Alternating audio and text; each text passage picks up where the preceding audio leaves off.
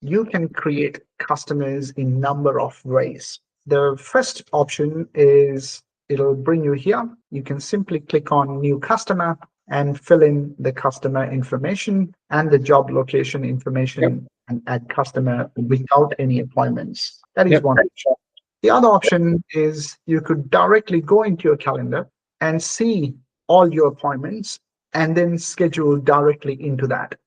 So let's say somebody called over the phone. They want to give you an appointment for tomorrow, 10 a.m. You can see right now it's available. So you just highlight that and this would come up.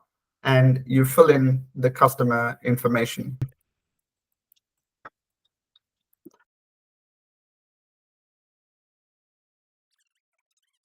So I filled in the customer information and any preferred method of contact, let's just say mobile. Customer notes if there's any interested in rollers. And if the job location is also the same as the customer address, you click that, that'll copy over.